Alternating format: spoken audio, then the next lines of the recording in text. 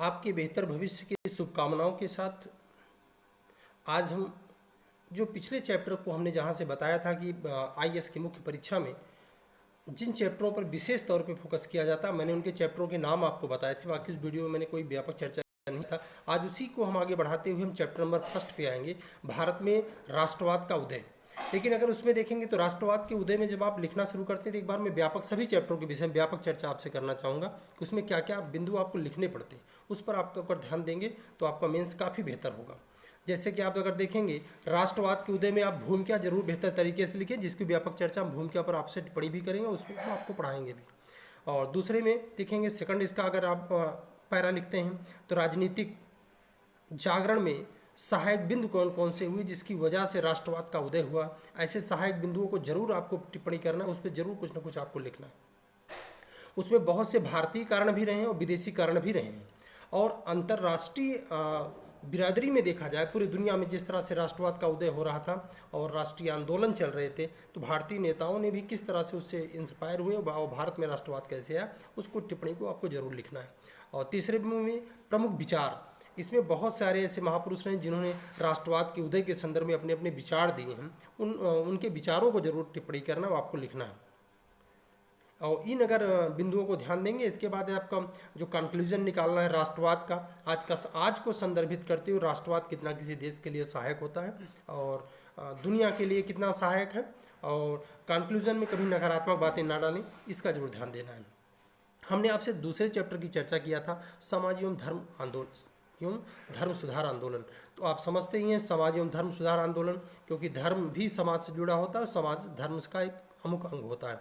इसमें भी आपको लिखने के लिए वही बात ध्यान रखना है, भूमिका को पहले आपको बताना है। फिर सबसे जो बड़ा बात अगर आप देखेंगे तो 17वीं शताब्दी के बाद जिस तरह से ईसाई मिशनरियों का भारत में आना, तो मुझे लगता है कि सबसे पहले आपको ईसाई मिशनरियों पर ही टिप्पणी करनी चाहिए। तो आपको भूमिका देने के बाद ईसाई मिशनरियों पर आगमन किस तरह से हुआ है और धर्म में, उसके विषय में आपको टिप्पणी करना है। सेकंड, आपको राजा राम मोहन राय द्वारा समाज सुधार आंदोलन, उन्होंने क्या क्या काम किए और किस तरह का उनका योगदान रहा समाज सुधार आंदोलन में, उस पर जरूर टिप्पणी करना है। और इसमें थर्ड पॉइंट में अगर आप देखेंगे स्वामी दयानंद सरस्वती और आर्य समाज दोनों एक तरह से देखा जाए तो साथ में एक तरह के आंदोलन थे, एक दूसरे के सहायक रूप में चल रहे थे, उन पर भी आपको एक सकारात्मक टिप्पणी करना है।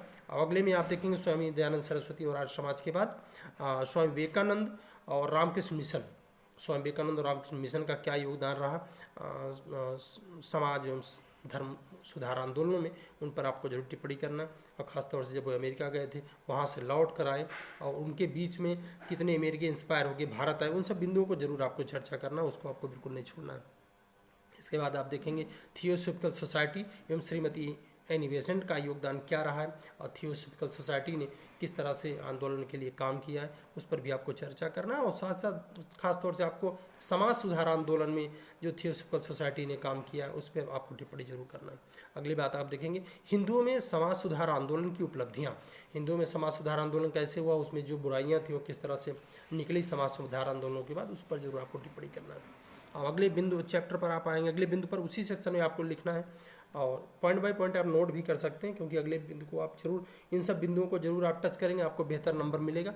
अगर हम जब इस पर व्यापक चर्चा करेंगे तो हम ये भी आपको बता देंगे कि पिछले आईएएस और पीसीएस में जो मेंस में प्रश्न आए हैं, वो प्रश्न कहाँ कहाँ से आए हैं, वो प्रश्न कौन कौन से थे, वो मैं भी आपको बोल के बताऊँगा। उसमें लिखना कैसे है वो मैं अभी आपको बता रहा हूँ कि कौन कौन से बिंदु आपको जरूर टच करने और क्या लिखने हैं। इस पर हम और एक एक चैप्टर करके एक एक बात को हम हमारे अगले वीडियो में आप उसको देखेंगे, ठीक है। तो अभी तक हम चर्चा किए थे थियोसॉफिकल सोसाइटी और श्रीमती एनी बेसेंट की चर्चा करना है। उसके बाद आप देखेंगे हिंदुओं में समाज सुधार आंदोलन और उपलब्धियां।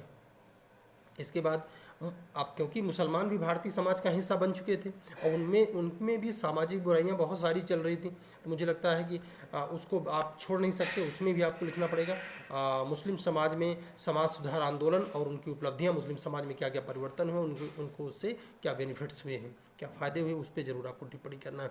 आप चाहे तो मेंस लिखते समय कोई ज़रूरी नहीं, हर बार काफ़ी बच्चे ऐसे होते हैं जो मेंस में कम नंबर आ जाता है या प्रॉब्लम्स होती हैं, तो उसमें मुख्यतः देखा जाता है कि वो नकारात्मक बिंदुओं को ज़्यादा लिख देते हैं। बहुत ज़रूरी नहीं कि हर बार आप बहुत ज़्यादा नकारात्मक बिंदुओं को, आप जो सकारात्मक लाभ हो उसको जरूर आपको लिखना है।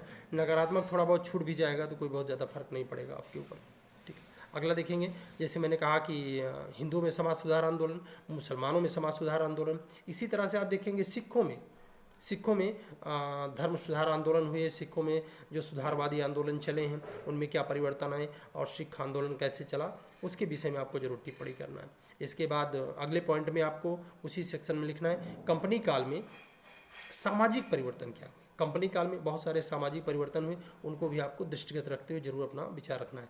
इसके अलावा प्रमुख विचार, समाज सुधार एवं धर्म आंदोलनों में बहुत से लोगों ने जो समाज सुधारक के रूप में बड़े नाम उनके नहीं हैं, वे भी लोगों ने बहुत सारे अपने विचार दिए हैं, उनको जरूर आपको पढ़ना, उनको भी देना। और जो बड़े सुधारक आंदोलन रहे हैं उनमें तो मैंने आपको ऊपर टिप्पणी करना ही करना, और प्लस आप लास्ट में भी आकर के प्रमुख विचारक को जरूर एक बार आपको करना है।